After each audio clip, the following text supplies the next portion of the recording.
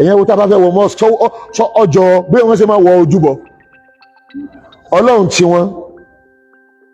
bá ṣe oúnjẹ tí wọ́n bá ta sí ibi ìpè báyìí ni wọ́n ó fún wọ́n lè mú ọtí báyìí kọ́ bẹ̀ sí orí ọlọ́run tí ẹ bẹ́ẹ̀ tó bá ti fẹ́ wọ mosque gbọ́dọ̀ fọ gbogbo ọwọ́ ẹ gbogbo rẹ̀ ó tún ní ti báyìí gbogbo yóò tún ṣe bákan náà ẹ mọ̀ sọ Allahu Akbar ẹ̀ẹ̀kan ní Sunday lọ ṣẹ̀sìn ojúbọ náà ẹ̀kọ̀ọ̀kan náà làwọn náà máa ń lọ àmọ́ ẹ̀ẹ̀márùn lálọ́ ọmọ bọ́lọ́hùn ẹ̀ẹ̀márùn ni. Grandmufti ilẹ̀ Yorùbá ti fohùn ránṣẹ́ sí gbogbo àwọn mùsùlùmí ò pàápàá àwọn Yorùbá Muslims láti fọwọ́sowọ́pọ̀ lórí ọ̀rọ̀ òṣèlú àti ipò jíjẹ nílẹ̀ Yorùbá pàápàá ní Nàìjíríà. Àfáà sọ àwọn nǹkan kan nípa àwọn gómìnà ilẹ̀ Yorùbá tó jẹ́ pé ọ̀pọ̀lọpọ̀ wọn Kìrìsìtẹ́nì ni wọ́n jẹ́ kódà ọ̀rọ̀ yìí gan ta bá President Bọ́lá Tinubu àti Vice President wọn Shettima ṣe ti sì mọ̀ pé àwọn méjèèjì yìí mùsùlùmí ni wọ́n. Grandmufti nígbà tí wọ́n sọ̀rọ̀ lórí ọ̀rọ̀ ẹ̀sìn pàápàá bó ṣe ní ṣe pẹ̀lú bí ẹ̀sìn kọ̀ọ̀kan ṣe ń sin Ọlọ́run wọn wọ́n yà sọ́dọ̀ àwọn Kìrìsìtẹ́nì láti ṣàlàyé àwọn nǹkan kan bẹ́ẹ̀ náà yà sọ́dọ̀ àwọn ẹlẹ́sìn ìbílẹ̀ láti sọ àwọn nǹkan kan tó yẹ kẹ́ ẹ gbọ́.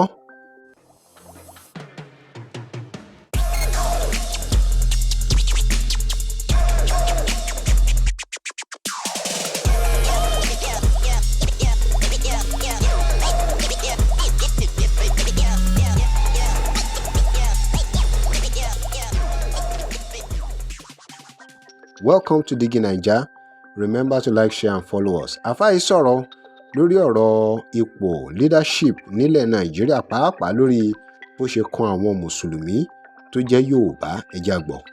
Ilẹ̀ Yorùbá lọ́wọ́lọ́wọ́ báyìí 6-0 ni 6-0 ni ìgbà tí Oyètọ́lá ń bẹ ń bí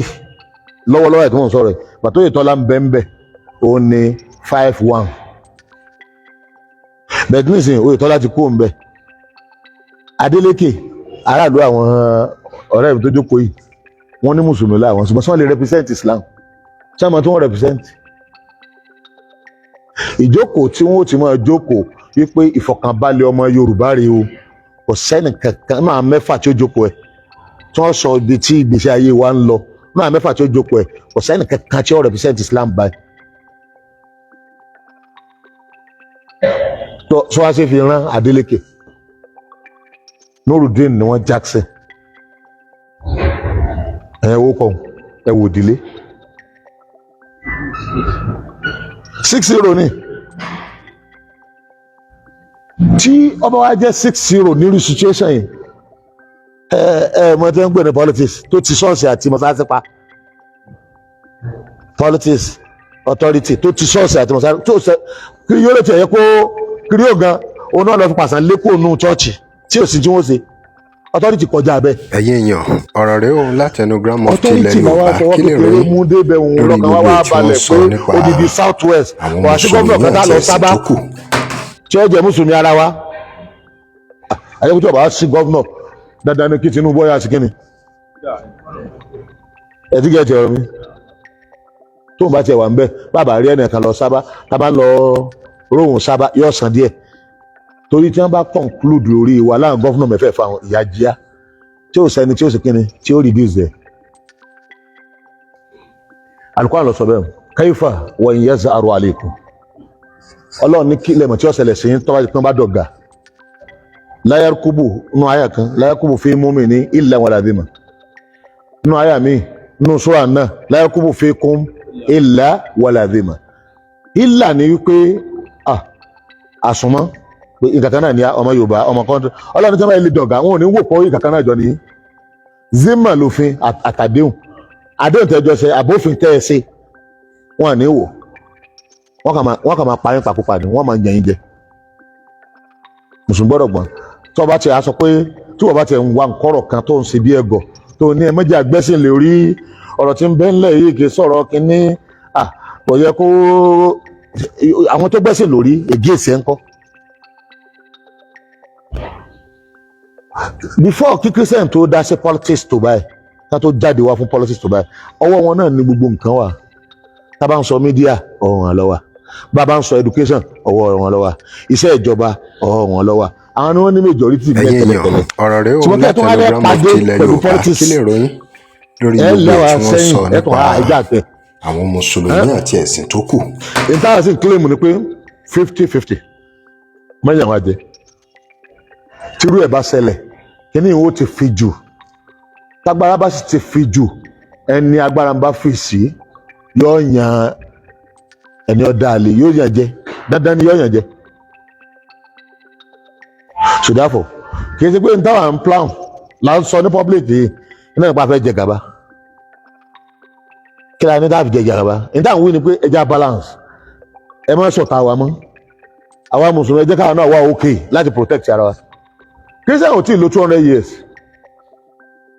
àwọn sì ti lé more than 500 years 13 years 6 láà mùsùlùmí ilẹ̀ káàró òjìrì 16 ànílẹ̀ Yorùbá ilẹ̀ káàró òjìrì náà wọ́n pè ilẹ̀ Yorùbá Haúsá lẹ́yìn ọmọ ìyá mùsùlùmí ti pẹ́ níbí yìí sẹ́gbàtà dé wọn ọmọ nǹkan kan kọ Yorùbá àròkọ wọn máa pa àwa mùsùlùmí gbà táwa dé la fún alálìfù bá àtàṣà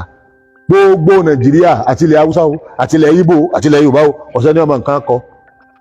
the first civilization tó kọ́kọ́ dé tọ́jẹ́ wọn ọmọ nǹkan kọ ọ̀dọ̀ wa ló ti wá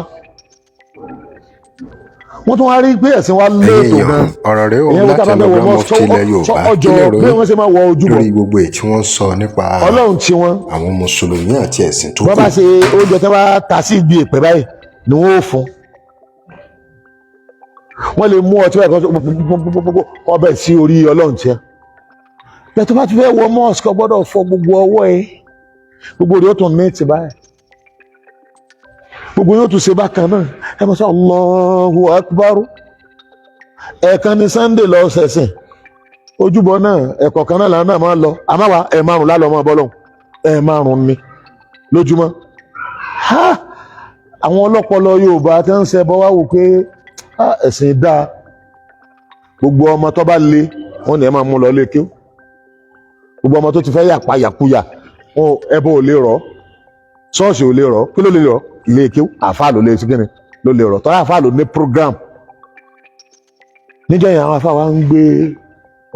wọ́n dọ́gbọ́n sápamọ́ sábẹ́ àwọn ọba láwọn àfáà. kí lè ròyìn ẹ̀yin èèyàn wa lórí àwọn ọ̀rọ̀ tí bàbá yìí sọ ẹ drop comment yín remember to like share and follow us thanks for watching.